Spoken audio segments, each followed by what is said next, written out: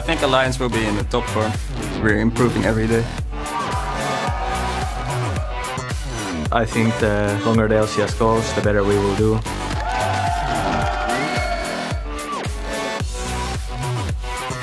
Now we need to improve a lot and try to win everything that we can. Everyone has a chance to beat everyone.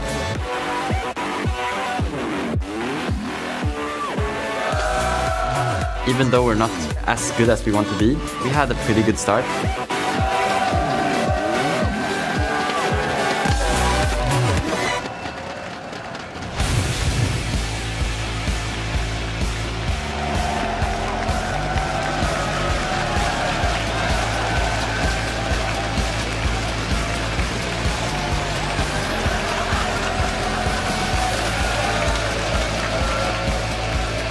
Hello ladies and gentlemen, and welcome back to the European League Championship Series Summer Split, coming to you live from our studios in Cologne, Germany. I'm Joe Miller here with a co-host so manly that he gives Brown a run for his money. It's Trevor Quickshot Henry. I just wish I had the moustache to prove it as well, Joe. Someday. Someday. Anyways, guys, we are back with 4 more games as our teams continue to fight for position in the standings. Although based on yesterday's games, we might be looking at another tie-filled split as the teams continue to stay neck and neck with each other.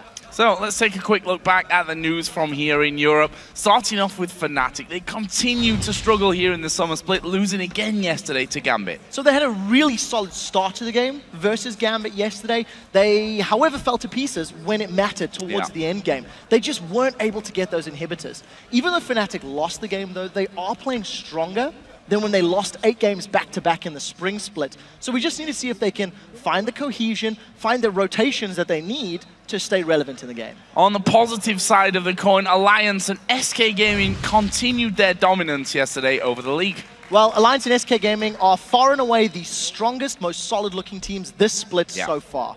It looks like they've got a great understanding of the macro-level play, and more importantly, they're implementing that in-game. I actually can't wait to see them face off in the very first game of the day. This is a top-of-the-table clash. Well, let's move away from the teams and have a look at the 5 most popular champions so far this split. Coming in at number 1, 19 picks with 11 wins and 8 losses to his name is Lucian, just proving that he is up there with Twitch, who's not on the most picked list because, quite frankly, he's been banned most of the time. He's followed then by Lee Sin in 2nd place, just 1 pick less at 18, also got 11 wins, 7 losses to his name. Yeah, one of the most popular junglers just because of the versatility that he offers. Somebody else that can offer a lot is Shyvana. It's a champion that's been up in the top lane, 13 picks, but very interestingly, a great win-loss ratio. 10 wins to only 3 losses. This could be the magic pick to help your team pick up a win. In the support role, I don't think anyone's going to be surprised to hear that Thresh is the number 1 most picked support at 11. A little more even at 7 and 4 as far as your wins and losses are concerned. And interestingly, your most picked 5th champion is Morgana. This is just another trending European support we are seeing in other regions, but much more prolific here in Europe in comparison to the likes of Korea or North America, for example. Well, we'll have to see how those picks all develop over the course of the season, but for now, it's time to see where our teams currently stand here in the middle of Week 2. As we mentioned, at the top of the table are Alliance and SK Gaming, tied for 1st at 4 wins and 1 loss apiece, and then tied for 3rd. The key word here, by the way, is tied, if you didn't already notice. We have Millennium and the Super Hot Crew at 3 for 2. And yet another tie for 5th, where Fnatic and Gambit both share 2 wins and 3 losses. And at the bottom of the table, also tied, are the Copenhagen Wolves and Roccat, with 1 win and 4 losses apiece. Now let's move on to today's action. First up will be that top of the table clash as Alliance take on SK Gaming. Then we'll be moving into Millennium versus Fnatic. And that will be followed by the Copenhagen Wolves versus Roccat, and then Gambit goes up against the Super Hot Crew. Now, after our games conclude, the European Challenger Series continues with Chantal Machvau versus Gamers 2 in the quarterfinals, where Freak and Zyrene will be calling the action. I sincerely hope I said that right. You did. It was actually pretty impressive German skills. I got it later on, so I'm gonna beat you on that one. Yeah, but you should. Or I might just mess it up as well, like I did last time when we tried to do German stuff. And guys, if you want to track the ELCS or Challenger teams, you can of course find all the statistics, VODs of past matches, articles and much more over at lolesports.com. can also find today's full schedule and vote on the teams that you think will win each of today's face-offs. We will be checking your votes throughout the day and see who you favored. And while you're on the site, check out the tickets link at the top of the page to get details on how to join us here live in Cologne to watch these games in the studio. And one thing you can do if you're here in the studio or watching around the world is turn to Twitter and tell us who's your favorite European LCS team and why. I don't have a favorite, Joe, but the team that gives me the best stories to talk about is my favorite. What a cop-out. Anyways, for everyone watching, send your answers to us at LOL Esports with that hashtag LCS. We will check out your tweets and read a few of our favorites on air a bit later in the day. So with the recent launch of the Fantasy LCS, everyone, including the players, have become a little bit obsessed with racking up points. Let's find out who the pros drafted as they put together their own OP teams. So the Fantasy League seems like a really fun thing to do. I think the fans thing is really great because it makes everyone more into the games. Like everyone cares more about individual players. Like you need to perform because I have you on my team. I have no idea who I would pick. Oh, I'm in like 5 leagues or something, so... But I always try to pick me first. Well, I have to admit I picked myself. I actually did pick myself, but I benched myself by accident. I have as well Pekka in my team because he's my bro, you know, and I also got double lift. I first picked him and I named my team Everyone Else is Trash. Oh, and Shuk, of course, former teammate, so I had to show him some love. People are talking about me getting fantasy points for their team and they're so happy, and on Twitter like I get notifications like, oh, yeah, keep breaking in those fantasy points. It's like really fun. It gets into people's mind and they're cheering for their team and for the players that they have in their fantasy team. We talk about it a bit in team chat as well, like we should get some more kills so we can win in the Fantasy League. Last week when we played, we're like, I need one more assist because I have 9. If you get 10, you get 2 more points. Once you're in the game, unless it's 100% over, you don't think about it at all. Fantasy don't kill him, man. My points. Don't. My points. Fantasy points, dude. Don't. I can't catch him. Don't. Fantasy points. I can't. Yes. No. And of course, you guys can play along with the pros by heading to fantasy.lolesports.com and draft your own team. I just want to put it out there that the Banana Kings did in fact finish top of the Castle League in week 1. Yeah, unfortunately, they took me down along with them. Touché, deserved, well played. Been saving those bananas for a long time and I finally get to use them. But guys, let's get into the games as we kick things off with Alliance versus SK Gaming. Alliance went 2-2 against SK during the spring split where they, yesterday of course, absolutely destroyed Millennium, an incredibly one-sided affair. Alliance will be looking to replicate that result against SK Gaming, who also had a convincing win of their own yesterday against Roccat. So let's start with Alliance. Yesterday they gave Kerp LeBlanc and they locked in a heap of comfort picks for themselves during picks and bans. They had a top lane Shyvana, they had Lee Sin in the jungle, Froggen was in a comfort pick like Nidalee, and there was very little out of the ordinary as far as their comp was concerned. But what helped Alliance was their superb mechanical play. It just opened up a whole bunch of objectives, and then their immaculate map control. They really demonstrated control in those early stages of the game. I do want to take a moment to highlight Shuk and Nif, who both stood out on their signature champions, Lee Sin and Thresh. These two players really work well together as they more often than not combo their abilities together to rack up those very exciting big play moments. If they can get Lee Sin and Thresh again, expect more of the same. And on the other side, SK Gaming looked equally strong during the laning phase and mid-game. However, they took their time to close out the game against Roccat yesterday, but I think it was a case of them being very safe. Yeah, they were playing safe. It was calculated as well. We briefly spoke to N-Rated earlier, and he was saying how the team had complete dragon control. They took 6 yesterday, which equals the total number of dragons from 4 games during week 1 of the summer split.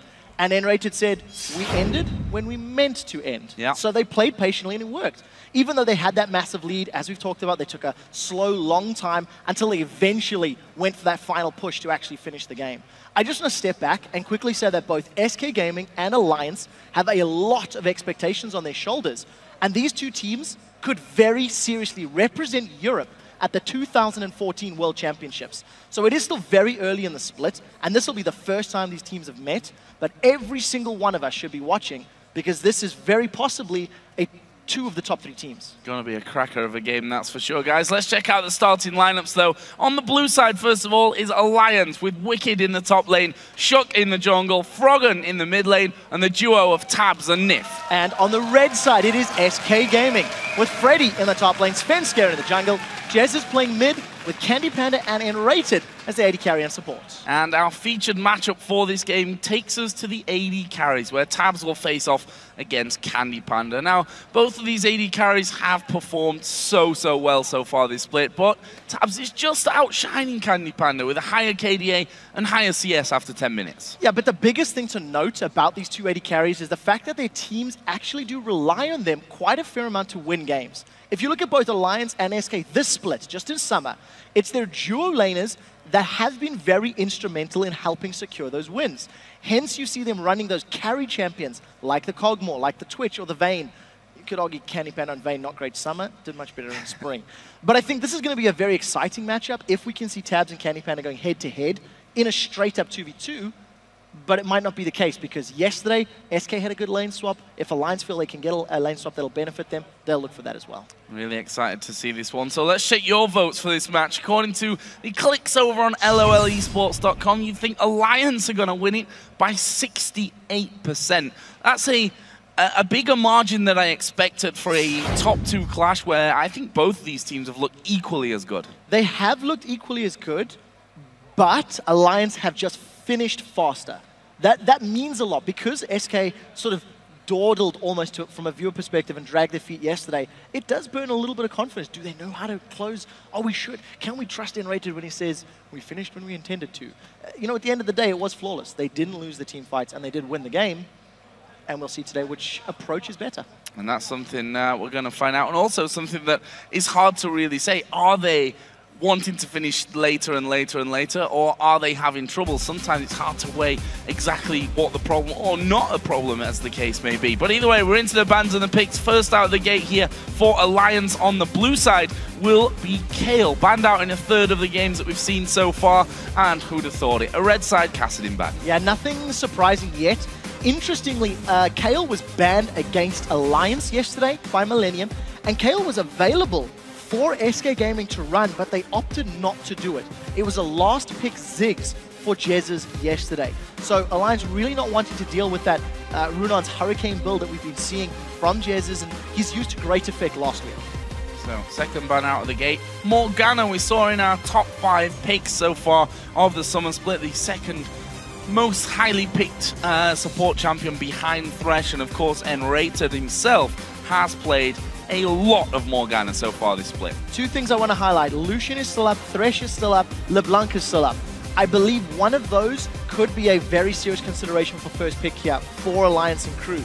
Yesterday, they locked in Shyvana and Lee Sin actually as 2 other alternatives if they get Wicked on a good comfort pick, and we'll see what they're going to prioritize. Yeah, I mean, Twitch is left open here, Jax is left open here. We'll see, just to go through the last bans, Ziggs was banned away by Alliance, Nidalee, Yasuo, the last 2 bans by SK Gaming, and of course Alliance have first pick here. The question is, do they go for Lee Sin? We already know that Lee Sin is right up there at the, in the top echelons of tier right now when it comes to picking up jungles. In fact, Shook has played in more but 1 game so far, and they will lock it in this time. So if Freddy wants to run Jax, Alliance have run Shyvana into Jax and beaten it. Yep. Go back to last week where Alliance just destroyed Soaz and Fnatic running that exact same matchup. SK, I think, were quite smart by leaving a lot of options open, but whatever champions they lock in, they need to play around them very effectively. If Alliance get a strong lead against Jax, which is what we were predicting early on, they could shut Freddy down. Thresh is still up. Twitch is still up, as you've highlighted. LeBlanc is still available. There are a lot of priority picks here for both of these teams, and we'll need to see where they're going to put their emphasis and what they feel they're confident in taking down their opponents with. So if we look through the games played for Enrated here as they are hovering over Leona. Morgana, Zyra, Leona. So he's not a player that's been going to Thresh very often, and when he did in the spring split didn't impress us all that much, albeit just a few plays. However, his opposite number, Nif, has that Thresh available to him. We've seen that combo already between Nif and Shook on Lee Sin where he's kicked him into the hooks, and they've been able to, I mean, yesterday was the prime example in the game against Millennium. 2 kills, the first 2 kills of the game came through combos from those 2. The one thing that does play into Enrated's favor on this Leona is he goes way, way, way back on Leona. In my mind, he was still one of my favorite Leona players from Europe throughout all of last year. So you've got a very strong engage. You've also got a nice tool to make use of. If Leona goes into a team fight, she can run amok and buy time for Jax to create troubles. But we are expecting that Shyvana, as we touched on, there's no emphasis in locking in Thresh because the supports are off the board. So Alliance can grab 2 more priority picks, and we're most likely going to see SK leaving that mid lane pick to last. So the jungler now for Svenskeren, does he want Evelynn? Does he want Elise? You know, if it's going to be Orianna, that's a safe pick, but you're not really revealing anything and you're setting yourself up for a wombo combo. I'm not a massive, massive fan of Orianna's in this meta at the moment. I prefer playmaking mid laners. And I think at this stage of the picks as well, when you've got the final pick available to you, they've opted to lock that one in. They'll take Elise as well for the jungle here. For Svenskeren, as we mentioned, both of these players, both these jungles are huge, huge Lee-Sin players. This time was taken away by Shock. I wonder if they're leaving the AD carry to decide if they want to run something a little scarier, maybe a Vayne, maybe Twitch. You know, something that is less escape, something that if jumped on could be in trouble, but could also carry a game. It is a possibility. If you combo the Shockwave, Leona, the Jax CC, and you put a Twitch, rat-a-tat-tat through all of that, that is very, very threatening. But again, it is somewhat reliant on the bigger 5v5s and landing everything. What it does play into SK's favor if they go Twitch, they have such great skirmish and pick potential. In the smaller 2v2s and 3v3s, Elise, Leona, Jax, and Twitch are terrifying at finding solo targets, killing them, and pushing towers down. So that is a possibility for SK if they want to run the sneaky rats. I was just about to say, as Alliance, of course, locking the Thresh, we already expected that, but Froggen was thinking about taking the LeBlanc. Lulu still open. He played Lulu in the first 4 games, actually. Sorry, not in the first 4 games. He played 3 games of Lulu after that, and looked pretty damn solid with that one. And it looks like SK are going to possibly go over to the Twitch, and there's a lock-in for it. So things happening here to maybe as we expected them to happen in the later stages of the picks. So it's the priority champions for, I think, both of these teams. There is just a lot of comfort all across the board. A lot of SK's 5v5 power will rely on Jezus getting good shockwaves. Jax and Twitch can do a whole lot in that situation, but they're all going in. There's not going to be a lot of peel or protection for Twitch. So in terms of, you know, the skirmishes, both of these teams actually have so much that they can do well. There is safe, reliable wave clear from that Orianna under towers. Lulu is going to do great at holding off waves. You've got Jax and Shyvana that are going to become split-pushing monsters, and you've got very good junglers that offer power at all stages of the game. The lane swaps is probably going to determine a very, very large portion of this game and how well Alliance can control this Jax. The sooner Freddy hits that power plateau and that power spike, the more likely SK are to win this game. And we need to see if Alliance can delay or prevent that entirely.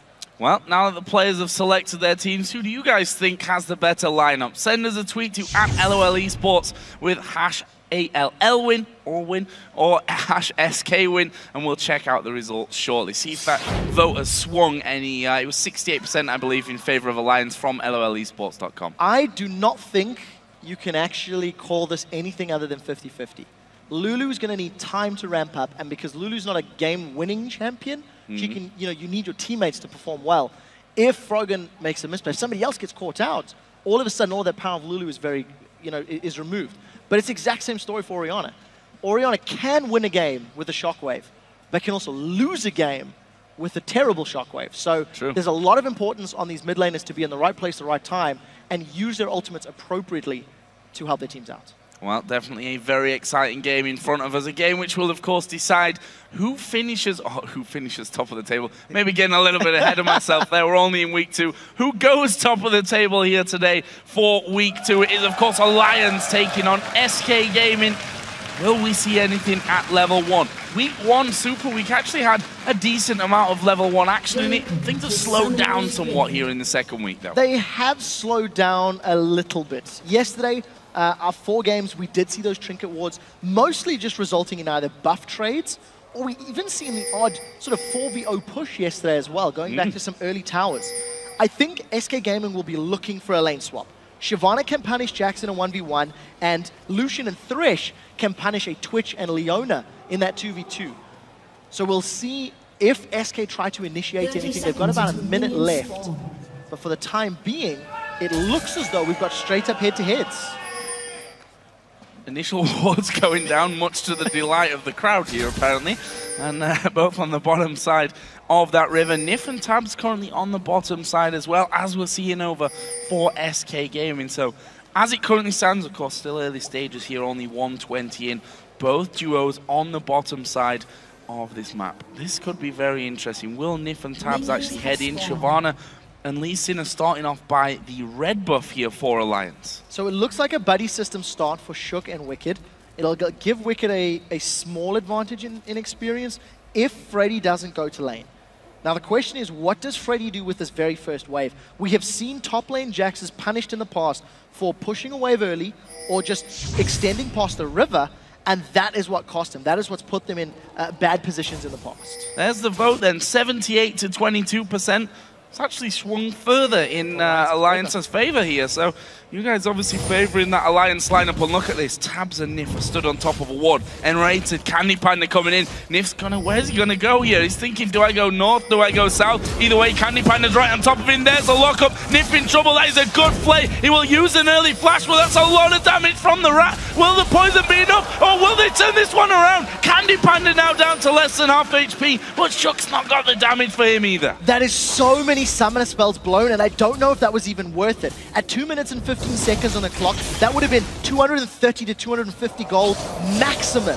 So flashes burn. Every summoner spell for the duo lane of Candy Panda and Rated is gone.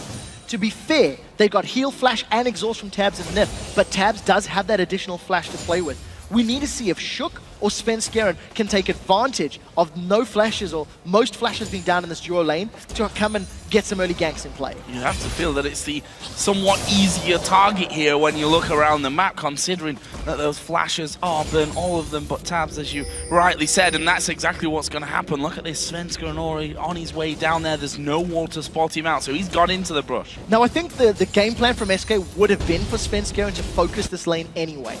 A Lucian Thresh can really punish a Leona in the early stages of the game, because in order for Enrated to get any sort of lane presence or lane dominance, he needs to go all in, which is quite risky. Now we'll see if Enrated decides to fire, but look at the damage Tabs has just done solo. Leona offered no threat to him. Now with Nif returning, oh, they've caught Tabs. Tabs actually taking a lot of damage back there on that front, and you see though the power of Thresh with the flay, with the hook that can come out afterwards. If he times it right, can even stop Leona going in the first place. And there's the hook onto Enrated. No one really ready for it though. Tabs taking a while to reply, but he flashes in, and there is the flash we were talking about earlier. The only summoner spell left in the bottom lane, and he gets Alliance first blood. That is exactly the point we were talking about. Because of Thresh and Lucian having more tools to work with and more range, they punished Candy Panda and Enrated. Svenskeren, for a second time, is trying to look for a gank, but Froggen is very deep under his turret. So that gold does land in exactly the hands that Alliance were wanting it to. Tabs gets near the full amount. It was just prior to 4 minutes.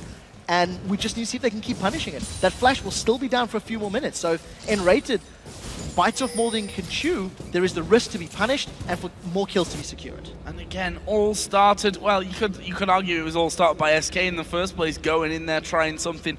But it's Nif's hook that again proves so crucial for Alliance. He got first blood for them with a hook underneath the mid tower yesterday onto Kerp, and this time around managing it on the bottom as Freddy now up at level 4, feeling a little bit more confident. He was slightly behind in CS, as you'd probably expect there from a low-level Jax, but he's going to start to get rolling quickly here. So that was a very good trade by Freddy. He's already been back once more than Wicked because of that second Doran's Blade. And if you compare their teleport cooldowns, Freddy's is longer. So Wicked is going to have the opportunity to impact another lane or potentially go for a dragon earlier than his opponent. We'll need to see how they make use of those teleports, because it can be very, very game-changing. It is interesting to see that SK were very confident to just go for straight-up lanes. And even though Candy Panda and Rated have given up that, first blood early on, they're not losing out on CS just yet. You see a Vamp Scepter's picked up by Candy Panda, so he's not too far behind those combat stats. And because of the sort of attention that Svenskeren is showing towards this bottom lane, they could try get some control. Nif and Tabs are going to need to back out, because here comes the spider. Off the Cocoon lands, but there's no follow-through here from SK Gaming. There was no ward to actually spot Svenskeren coming back, but it seemed like Alliance were quite ready for what was going to happen then. They'd already started moving backwards in position towards their own tower. No real danger for them, as Shook also coming to this mid lane. Bit of presence to offer some pressure onto Jesus, but it's not really going to offer them anything other than letting them push that wave out in safety and allowing Froggen to go back home for his first shot of the game. Yeah, we do see Svenskeren still hanging around in this bottom lane. Shook's coming to party as well. They've caught Nif. Oh, Nif out of position here. That's 3 men on 2. Shook's going to have to get involved, and there he is, moving in with the slow, but Svenskeren flashes over, and Rated goes low in this one. Svenskeren, though, is going to be the easier target. Shook going to pick up that one. Can they get down in Rated as well? There's a lot of damage coming in. Tab's not quite got the abilities to make it work for them, but that will end with a 1-for-1. Very good play, and you've given Nif Thresh. He manages to get over to the side wall, place the lantern down, and pull in the support of Shook. Thanks to that additional damage and the fact that Svenskeren had to flash to secure the kill, it just allowed him to get pushed down and killed as well. So it ends up being a 1-for-1 trade, which when you consider, it was SK that started it. SK caught Alliance out, and they responded. That was actually a very good reactive play from them, and it's given Shook that early CS lead, and I think he's been a little more effective in his ganks, although you got to say Svenskeren did get a kill as well.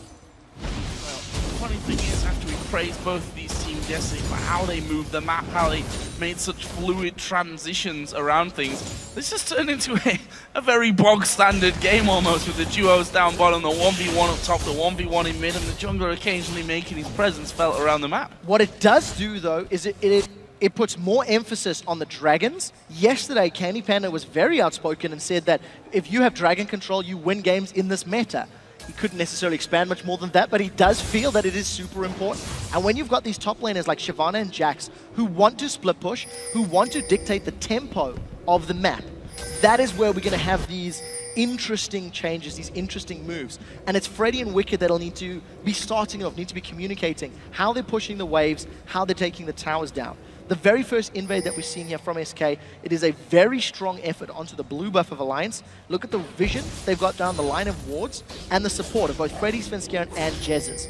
But they don't necessarily have the timing on it yet. Yeah, and a little bit unfortunate. I think if they'd have set up more of a trap there for Shook, they may have been able to actually catch him completely off guard. There's the blue buff, just as SK was starting to back away. Shook actually putting a ward over the top as well, so they know that blue buff's there. There goes the teleport inside of the brush, but the blue buff is going to be taken. It was actually the smite from Shook which got that for Alliance, and while it's kept on Alliance's side, it doesn't go over to the target that they'll have wanted it to in the end of Froggen. Yeah, so at the end of the day, resource secured, but more importantly, that's a teleport blown from Wicked. That was a teleport for a blue buff. That is not a good trade. So SK Gaming have got this window of opportunity where Freddy can try to punish Wicked or try to play the rest of the map. We already see a slight difference in builds. As I say that, Freddy just teleports top lane. So he'll have a shorter cooldown, but now there's an engage. Jesus is caught a little bit by Shook. Slowed nicely, actually will flash away from this one, and Svenskeren comes across as well, but down in the bottom lane it's all kicking off again. There is the culling coming out. Candy Panda won't get knocked down from that one, and Rated actually tanking up most of the damage from that ultimate out of tabs. And it's just due to this lane matchup. Leona needs level 6. Shook is not done yet. Smite is available. He's looking to contest. He's got the support of tabs as well. They're coming up there, and they lose blue buff vision for a second. Regain it back as Svenskeren is going to land the cocoon. Shockwave comes down right on top of him, and Shook will fall here as he tried to contest that blue buff. The blue buff itself was in fact not smited away. It's reset, yeah. I couldn't actually see it there. So Svenskeren, of course, got the blue off Shook when they got that kill. And that blue buff trying to go and be reset once again. This time Jesus is going to be able to pick that up. So SK, even though they lost the blue buff in the invade, they get it anyway because Shook comes around, they kill him and take both of them. The interesting thing is, what were Alliance thinking? Because Shook goes in, he was overconfident, he didn't necessarily have the support of Froggen immediately, and because he caught those skill shots, he gave up a kill. Now, after losing your jungler, who gave up the blue buff, and then trying to contest, Froggen was forced to flash because of that cocoon. Again, a little bit of a risky play from the members of Alliance, feeling very confident. Enrated is going to look for a fight. He's going in. Oh, the box coming down, the hook catching onto Candy Panda, and this is bad news for Candy Panda, trying to get away from it. He won't though, it's Tabs that picks up that kill, and Tabs now scary again at 2-0-1. 2-0-1 on Lucian, who is already a strong early to mid-game champion. Wicked wants Freddy. Wicked wants Freddy. He's going to get stunned under the tower though, but he flashes in there. Freddy going to go down. Wicked will die as well. One more turret hit will do that. 1-for-1 in the top lane. Trading 1-for-1, but that is a Shyvana with a Sunfire Cape against only the Bilgewater Cutlass. So not a bad trade, considering there's not a lot of tanky stats for Jax to work with over and above his passive. Because of the trade, and knowing that SK had been forced out of that bottom lane, that they got the kill on Candy Panda, first Dragon secured by Alliance, it's given them a nice healthy gold lead and a very strong start to this game. If they can push Tabs into the important objective battles over the next 10 or so minutes, his early gold lead over Twitch can definitely help turn the tide of those fights and get map control, which is what Alliance will be looking for. Interesting game so far. Just to take a quick look, as we've already gone past the 10-minute mark. 4-3 in kills for Alliance. A couple of 1,000 gold is what Alliance lead with. And as you said, it's the scariness of the AD carry sat on 2-0-1. Wicked obviously feeling very confident in this game as well. Diving under the tower there to have a go, get a kill, but die as well in the end to Freddy. He comes back in with that Sunfire Cape. 10 CS lead that he currently holds over Freddy. If he's going to be that confident once, I expect it to maybe a recurring theme for Wicked up top. I agree, and I almost wonder why he didn't try it earlier. You know, if you do play the Shyvana matchup earlier on and you can force Freddy to burn through some of his mana, it does allow you to play quite aggressively. But because Wicked went tank instead of sustain, instead of going for like a Blade of the Rune King first, which is what we've seen from Korean Shyvanas, it does limit your aggressive plays. It does limit your aggressive movements. Nevertheless, advantage in CS to Wicked. He has made the first move and forced Freddy to go under the tower. But the roles are reversed in the mid lane. Jez actually has a small lead over Froggen, which I think is somewhat expected in an Orianna matchup because of the abilities. But Svenskeren now wants Tabs and Nif. Can SK get revenge? Who are they going to go for? Nif actually was a target, but he flashed underneath the tower. Svenskeren taking a lot of aggro as a Colleen comes out. He will just repel away from it. But aggression from Tabs gets himself the one kill. Froggen's actually headed down from this bottom lane, from the mid lane as well. Not sure that they've got the damage here, and rated extremely low from it. But can they get in position? Tabs still trying his best as he goes back in here. Surely this means Enrated's dead, but Tabs will surely pay the price as well. He does go down. Finally, the shutdown comes in from Jesus. That's very important. The bonus gold from the shutdown landing in Jesus' back pocket as his very first kill. That was a poor dive from SK. They focused the support, Tabs was left uncontested, and all of the CC was blown just on Nif. Candy Panda was tanking the turret the entire time. So because Tabs, this is exactly what you're going to see playing out. Svenskeren comes from the sideline, and Tabs just melts his HP. Now the turret gets 1 and 2 hits onto Sven before instantly turning to Candy Panda. They wanted that turret aggro and rated first. If Candy Panda and Svenskeren had more time to deal damage without being shut down by the turret, they would have turned that one around. Good roams from both of the mid laners to get you in time, and you don't expect to ambush re-engage. I don't think Alliance could have prepared for that at all. So a nice turnaround at the end of the day to give SK, I think, the kill advantage coming out of that one. But again, they're still playing a little bit from behind, and it's not over yet.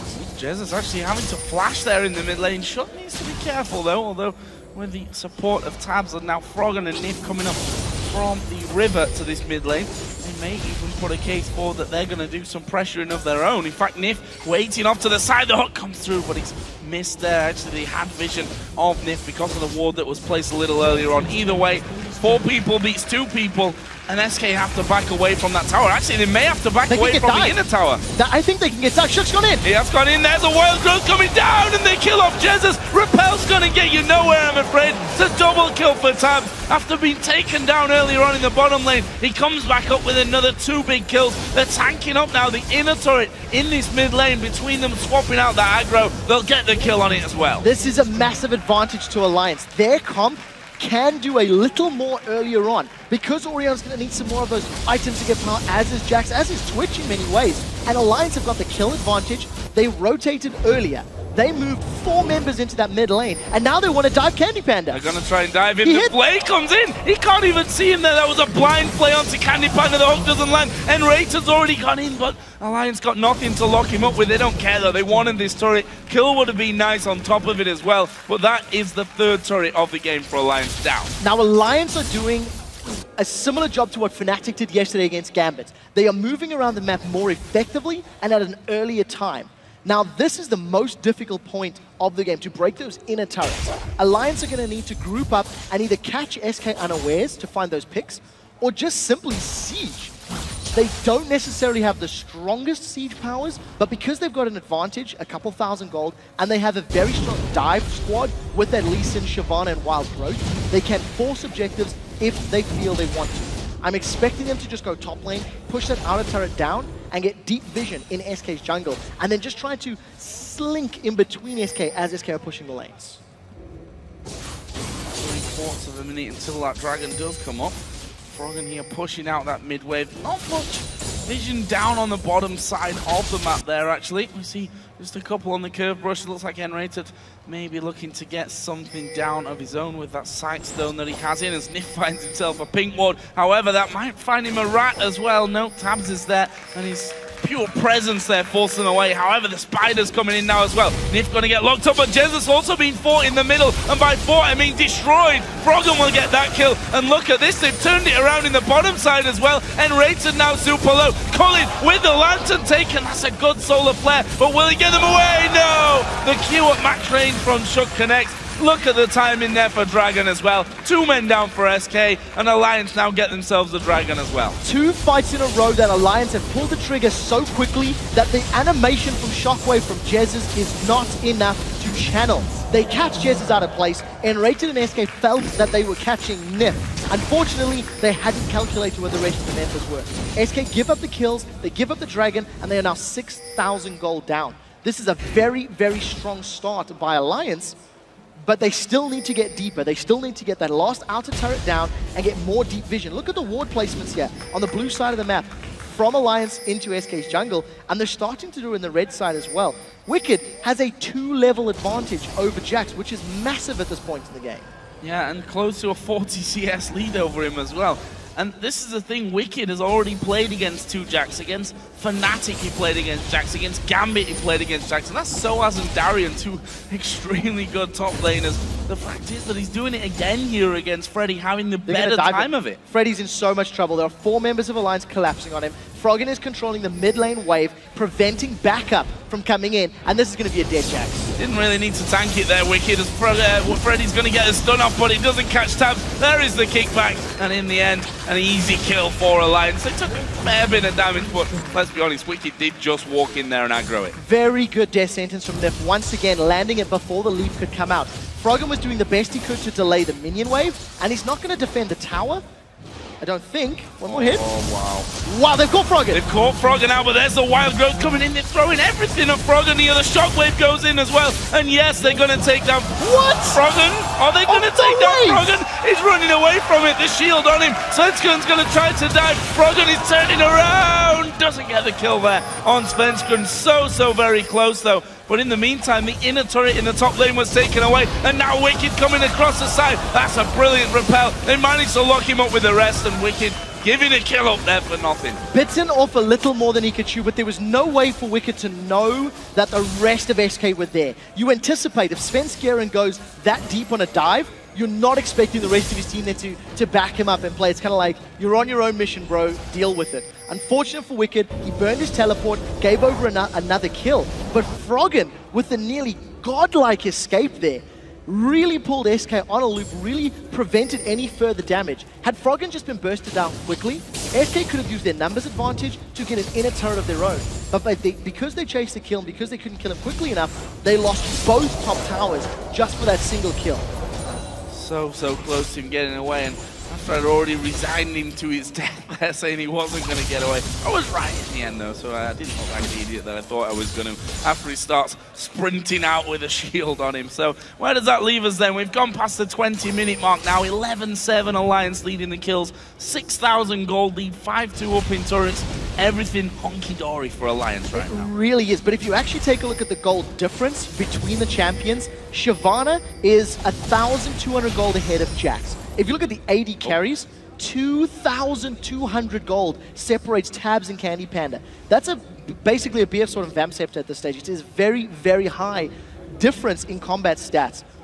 And I like the fact that Alliance are forcing themselves into these group engagements. They're putting themselves in the 4v4s. Now, Candy Panda, he wants a bite of Tabs, but Nif knows about it. Nif is hiding just out of vision. So he's anticipating Candy Panda's movements and would have been there to help him if needed.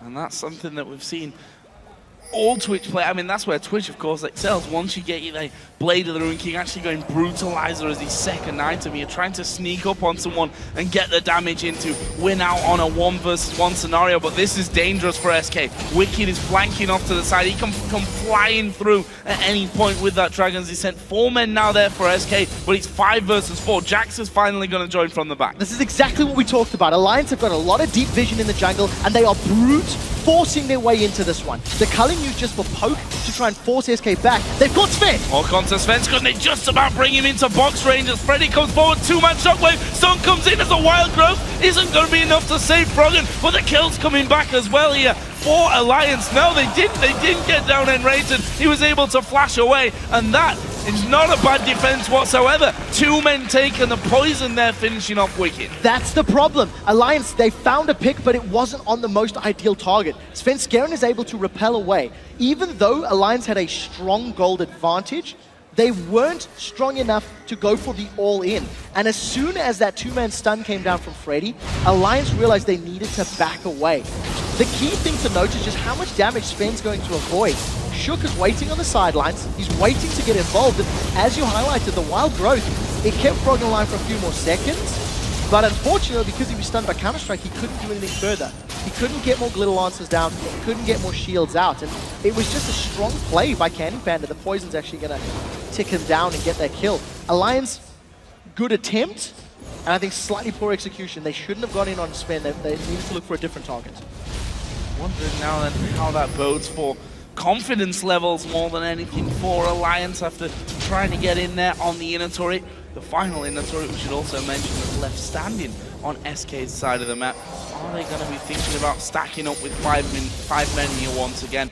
Problem is, we're now 22 minutes in. We look towards Freddy, whose Blade of the Ruin King was done earlier on. The Trinity Force will be done here soon. Candy Panda is going to stealth in there. They get the slow onto Nip, but that is a brilliant play, and that's exactly why the Thresh does so well against Leona. Yes, and Enrated held onto his Solar Flare for such a long time. He really didn't want to commit that Solar Flare, probably because Dragon is up. Had he been able to guarantee lockdown Shook and get a kill on Shook, I think he would have thrown it in there. Get the smite out of the equation. Shook may look for a steal here, Joe. Dragon's going very low. SK going to look to burst it. Q lands on Svenskeren. Is he going to fall through? Yes, he is, but it's taken already by SK Gaming. And close stuff there. In the meantime, Wicked is just saying, okay, I'm going to push this one out. Let's push the top turret all the way down to half HP. The inhibitor turret there left open for Wicked. Freddy actually came back here, and we can see that Froggen is around as well, but he may just be caught out. Cocoon will actually miss, and now they change path up to the top side. Froggen has to flash away. Very quick flash from Froggen to get out of the danger zone. You were touching on Freddy versus Wicked a moment or two ago, and I want to highlight Freddy's build. He still has not gone tank. He's going for a Trinity Force as a second item. Tabs should kill Candy. Oh, this is going to be close, I think, with a Blade of the Ruin King coming through, and it will be Candy Panda taken.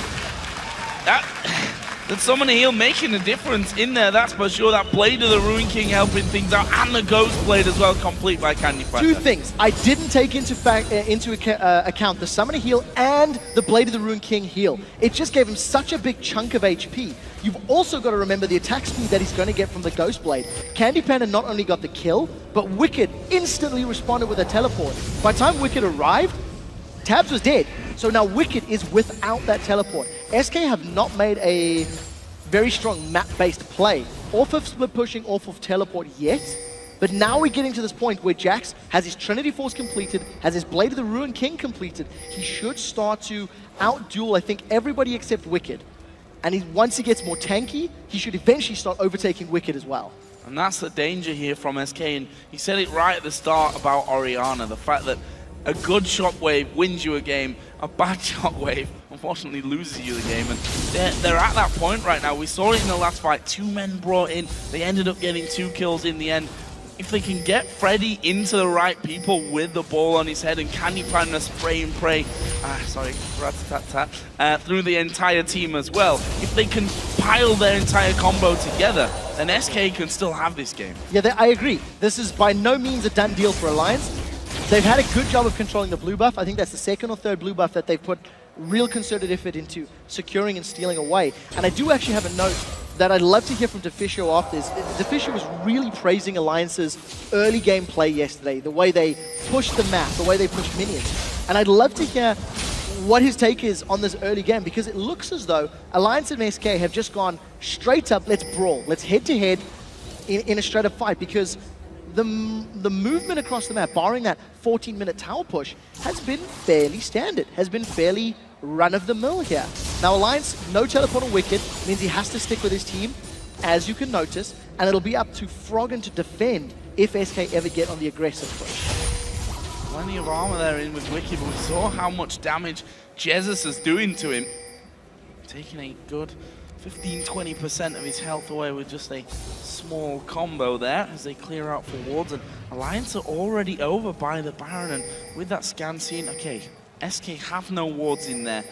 I don't think either of these teams are risky Baron teams, if we can categorize that kind of team. Not risky Barons, but both of these teams can pull the sneaky Barons if they find an opportunity, especially because of the damage that both have. With Blade of the Ruined King on Wicked, as well as Tabs being as fed as he is, they can burn through that Baron very quickly if the opportunity presents. But I think neither SK nor Alliance will be caught out of position quickly enough. Candy Panda with the ambush, I think this is a little optimistic, but you can't blame him for trying. If anyone from Alliance stuck around, he could find the kill. For SK, they need to find a pick. That's the thing. They need to find a pick, allow Freddy to get some more farm, maybe get a little tankier, and now start playing the map. I'd like to see Freddy split pushing and pulling some threat, and then SK finding the pick with their, very strong Elise, Twitch, ambush, surprise, repel attack. Think back as well to the Challenger playoffs from the spring split, when it becomes quite relevant since Woolite is now with the Copenhagen Wolves, but they use the Orianna Twitch combo as a kind of stealth bomber device to get the ball right into the middle of the team. It was moderately successful. The problem is that your Twitch is in the middle of the team as a hook lands onto N-rated. I'm getting excited for nothing, though. They're not going to follow through on that. That's hesitation from earlier. Because Nif landed a hook on Svenskeren and instantly threw the box down, which basically cost Alliance that team fight. Had that box been used later, it would have been more beneficial. Smart call from Nif. They don't want to throw all in because they didn't have vision. Wards had been denied by SK. So, blue buff gets taken away. Sven's in trouble. Alliance are committing to this fight.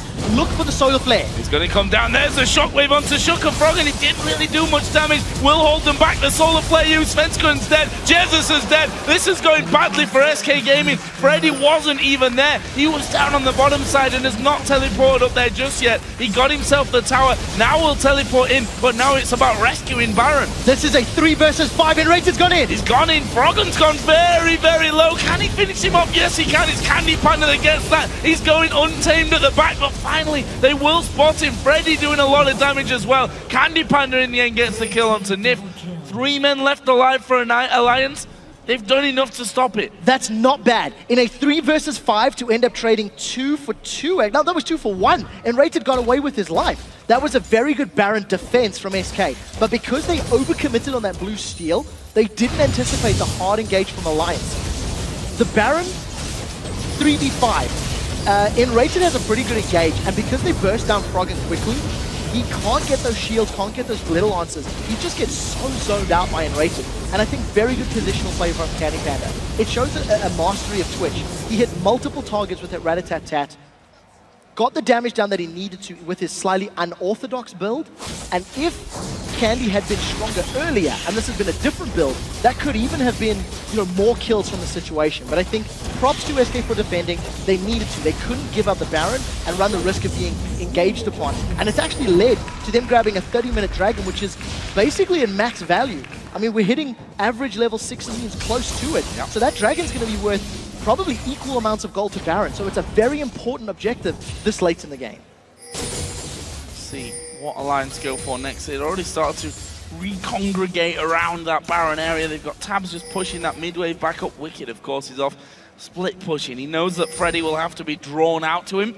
Can stop the teleport from happening, but you've got to keep eyes on Wicked that entire time, as Baron, as I said, is now warded up. Pink ward there for Alliance as they ward over, a couple of wards over from SK Gaming that have already been spotted, but they're playing this one very, very cautiously. They are, but Alliance have the cards to play with.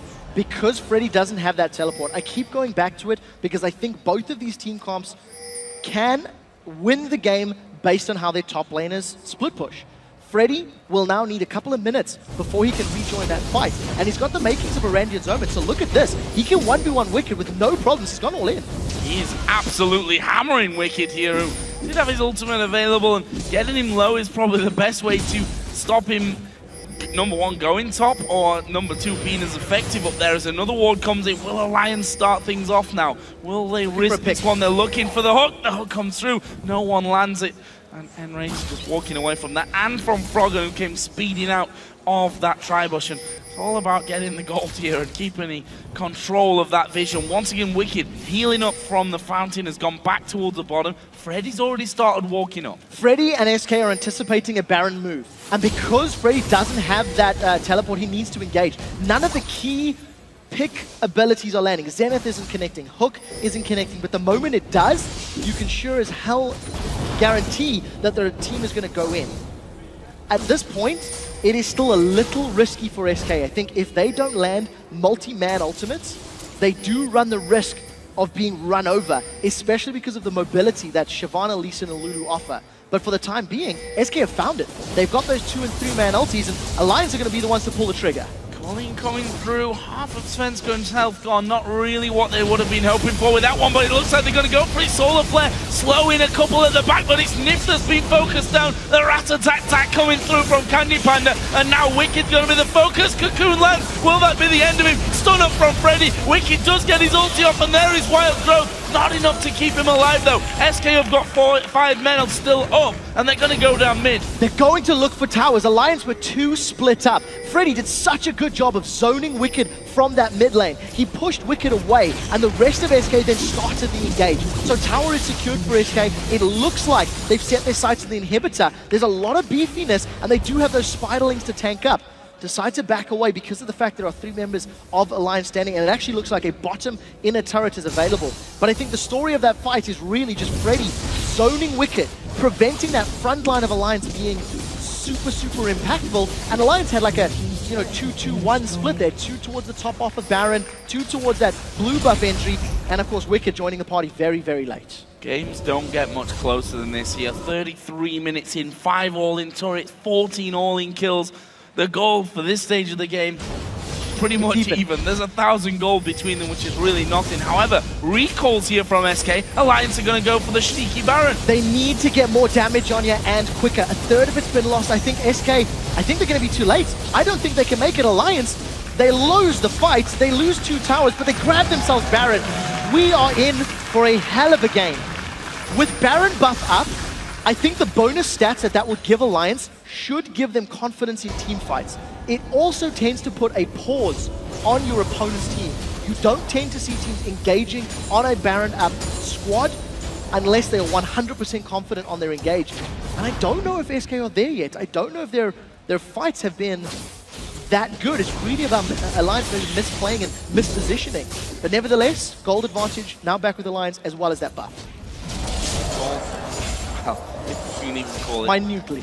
Gold advantage right now. Really not a big difference between them. See here, Candy Panda now got a Zeal and a BF sword added in, so not quite sure where he's going to be finishing off first on that front. He wants to however, going to stealth in and Tabs has already started to back away from it. He's like, no, I'm not going to get caught out by the rat once again. Candy Panda will even recall in the brush without being spotted there in the end. But as you said, Alliance, Baron Buffon, SK, do they want to fight? Probably not unless they get a clear opportunity where Candy Panda gets to jump on someone and maybe has some backup. From Alliance's side of things, fight's not exactly gone smoothly for them up until now. Even with Baron Buffon for them, they're probably going to be very, very wary too. I think so too, and I think Alliance just need to have their core unit tighten knit. They need to be grouped more effectively. And this has been such an interesting game from the consideration that it's like going back a couple of metas. Alliance have put so much emphasis on blue buff control. We've had straight up head-to-head fights. We've seen engages around Dragon. It hasn't been about catching your opponents unexpected at towers and pushing them around the map with vision and with wave control as much as we've seen from both of these teams up till this point. So, with the gold this even and with Baron, Alliance have decided they want to go for this quasi-siege, and they're going to repeat what they did 20 minutes ago. Deep vision in the jungle, they're just going to sneak a tower away. SK now caught unawares and now caught unable to defend. And Alliance, they've already got a small advantage from this Baron. What more can they do with it? Well, that leaves just one tower up for both teams outside of the base. And of course that is with Alliance in the top lane there, the inner turret. But the rest of the map is wide open. 36 minutes into this one, and there we see it again, how much damage Wicked actually is going to be taking. They've gone on towards Orianna. Wild Growth comes onto Shook, but they may have thrown too much in there too early. Wicked going to go low. So let's go from the side, and there is the Shockwave coming out. Wicked able to stay alive from this one, and Svenskeren will have to repel away from the minions. So close there for Alliance. It really was, and if Jesus didn't have his flash available, that could have gone so differently. Jesus instantly flashed away from Shook, who dove onto him with that Sonic Wave combo. And because Jesus wasn't kicked into the middle of the fight, or the Alliance team, he managed to get off a 3-man Shockwave, followed by the Solar Flare. This is the play. The flash was so good from Jesus reactively after the attack animation, or the cast animation had come down. And this is the combo we were talking about. It was actually just 2 members of Alliance, but I think the key members, Nif being on the front line, he then does a great job with the box. That box was so good at zoning escape, prevented re-engage. Alliance at Baron, Dragon, they regen, they're on the siege again. Going for Freddy there. Jack's not really tanky enough to be taking too much damage still at this point, and probably may have done a little bit more damage than it did the Cullen, but at the end of the day, still damage done there, and Alliance looking for an opening on this one. And we see something that we kind of looked away from here from this Alliance team. We saw it there on Wicked, that when you see the Summoner heal coming, shields from Nif with you know, the face of the mountain, with the Mikhail's heal coming in there, and the cleanse from that one. There's a lot to keep Wicked alive when he actually dives into the middle of the team. There really is, but the problem is Alliance haven't been able to catch SK in the right positions. The 2 times and 3 times we've seen Alliance trying to force those fights in the bottom lane turret, they sort of overcommitted to that dive, didn't use their ultimates or their abilities ideally, and unfortunately lost the engage. The mid lane fight that just happened, that was Shook making an aggressive play. It didn't work out because it was flash trade for flash trade at the end of the day, but it could have. It could have been very good, and I think Alliance, they just need to try and pull SK. They need to pull SK towards them and then pull the trigger. They were trying to do it around Baron. SK played very patiently, very controlled, and they didn't make the mistakes that Alliance may be used to seeing from other teams. And I think that's the key to note. Alliance can use this tactic against some of the other squads in the LCS, but SK are just simply not putting themselves in that position at this stage. And that's where it really tests how good Alliance actually are right now. How they're going to break through SK Gaming. We're almost at the 40-minute point of this game as they have a bit of a war over wards side of the Wraith Rush there on SK's side of the map. Baron's up in 1 3/4 minutes, which something tells me that it's going to be danced around once again here. Definitely. 4 sweeping trinkets on both sides. And considering we've already seen the extended Baron dance from these teams, it all depends on who gets caught out of position. It really does depend on which team makes the misplaying team fights, because Wicked and Freddy, I don't think they've made a concerted effort to split push. We've seen them pushing waves, but they haven't really been committing to that role. They've been needing to stick with their team for the most part. Freddy does have teleport available, so we're going to see him start now. But the question is, Does he TP in super quickly, or is he going to actually commit to this? Because it hasn't been the focus, I think, for both of these teams. It's just little bits here and there. You have to wonder as well, if they end up split pushing, Wicked, yes, he can follow Freddy in. Would it be even more valuable for Wicked to keep Freddy out of the fight completely and let the rest of them do the damage there? We'll have to see about that one. There's the kills. A lot, 56 kills in 4 games just in. There's 28 kills in this game already. Shows you how high scoring this game was and maybe how low scoring and efficient the teams were that won yesterday. It's a difference in styles. This game reminds me of a Season 2 and an early Season 3 game where it was all about team fights. It was 5v5s. It's like, look, bro, let's lane for 20 minutes and then get in your face. Yesterday, it was Season 4. Yesterday was 2014. It's like, look, I don't need to fight you to take towers. I just need wards, I need faster team play, and better decision making. And that to me is what's so interesting about this matchup. These two teams who are famed for their macro and their lane swapping and their minion wave management had just gone, come on, fists up, get the gloves on, and let's go head to head. Alliance were winning, SK's pulled it back, and Candy Panda is so scary, he gets played away. Played away, Box actually going down. Wicked's going to dive right in there, trying to get onto Candy Panda. They hooked Freddy as well, but this is a mess. This is a very, very messy fight. Shook in the middle of them, going to try and kick Candy Panda back. Does do that, they're going to take him down. The AD carry's dead. Elise will repel. Jesus is burning. Froggen gets that one, and that is 2 men down. The mid laner, the AD carry, and now the jungler down here for SK Gaming. Alliance will surely want to win the game here. They've got so much damage and so much tankiness, they can get onto the Nexus turrets. You have to question, what was Candy Panda doing going through that area of the map? Ran the risk of being caught out, did get caught out. It's all on Enrated and Freddy. They've got so little to work with, but the Nexus turrets are down. I think Alliance have done it. There's surely no way that those two can hold on to this one. We see them retreating up into the fountain as if to say, let's not give up any more points in this one, and it will be Alliance that break through after 41 minutes. A hard-fought match for them, but they take the victory over SK and go top of the European LCS. 5-1 after 2 weeks. A very stark contrast to the 2-4 from the spring split. And more importantly, Alliance have demonstrated an ability to win in a multitude of ways. They can win by towers, they can win by team fights, they can win early, they can win late. And that was a very good performance considering how much pressure they were under in that mid game. You have to wonder though about that last move, if you can really call it a move at the end there. It was all a very, very messy scenario for SK Game. We saw that they spotted Candy Panda, the flay came out, Box instantly went down. They tried to keep him alive, throwing the face of the mountain shield onto him, but Shook got in behind him, and that's the key. The kick threw him against the wall. And once you lose your AD carry, we saw that Jesus off to the side was already completely destroyed. Froggen finished off that one, and those are the 2 players in your team that have to be there. You go back to the Baron fights, where SK were able to beat Alliance very early on and get more kills. Alliance was split up. They had like a 2-2-1, around 5 members of SK. The exact same scenario happened here. You had a ball of Alliance members, clumped up, tightly knit, surrounded by a box. If anyone from SK wanted to engage, they needed to get through multiple members and multiple forms of CC before they could do anything. And just because of the positioning, because SK were caught out of place and split up, Alliance were able to get a convincing team fight, which instantly won them the game. At that stage, that's it, GG. Must be disappointing for SK because they held on to it so very well. The other one that we have to talk about as well is the whole decision of, okay, we pushed down the mid lane, we couldn't quite get the inner turret, so we'll take the inner turret down bottom. Then they all recalled and Alliance went, okay, they've gone, let's get a free Baron. So the thing about that as well, I kind of think SK, they played it safe. They were thinking about the inhib turret. They were definitely playing with it on their minds. And you could see Froggen, he was hovering in the mid lane. He was sitting there, he just killed a minion wave. So the information should have been there, but it could have just been, when you're defending and you're against that onslaught for such a long period of time, you almost forget, look, we do have to think a few minutes ahead, not just simply the next team fight.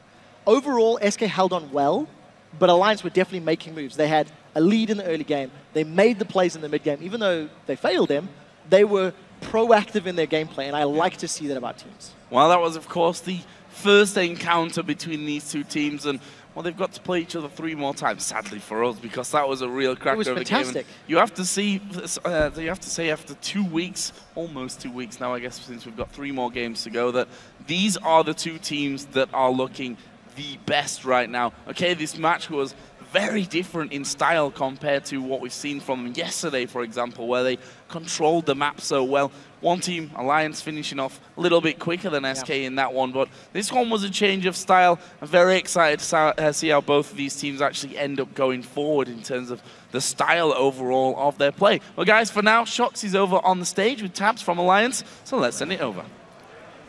Thank you very much, Joe. First off, Tabs, congratulations. What an amazing first game here today. Talk me through that bottom lane matchup. It was very exciting. At one point, Candy got the best of you there in that one-on-one, but very solid performance from you guys. Oh yeah, so in the level 1, we wanted to try and steal their blue buff because we thought they would lane swap the top and help their jungler at red.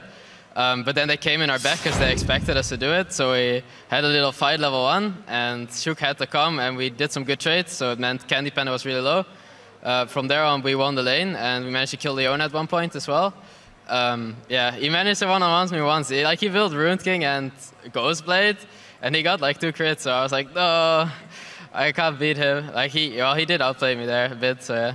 But still, you guys pull it out in the end. Why do you think it is that you guys are the 2 most of the best strategic teams in the league? Yet in this game, it really came down a lot to brawling and fighting straight up. Yeah, I think it's because we're so strategic. We're not willing to give up any objectives, so we don't really create openings for the other team. So we just fight each other for the objectives all the time. So it creates a high action game. Yeah, which is great for us, of course. Final question, Alliance doing so well here. Obviously, it was built as a super team, and it is kind of looking like that right now. How far do you guys think you can still go? How far till maximum potential is reached? I do think that our play is quite sloppy sometimes, even demonstrated this game. We did make quite a few mistakes, gave them a bit too many openings to get back into the game. And yeah, well, we can still get a lot better, I think. Well, that is a scary thought. Congratulations. Thank you very much. All right, we're going to take a short break, but when we come back, Millennium takes on Fnatic, and we're breaking down this game at the desk. Don't go anywhere. The LCS will be right back.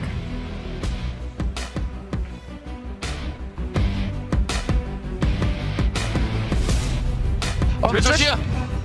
Ori is far away. Ori is far away. Stretch. Get Twitch if you can. I'm not. Low. Release. Ori is here now. Ori is far away. Don't chase. Don't chase. Go and carry. Stretch. Nice.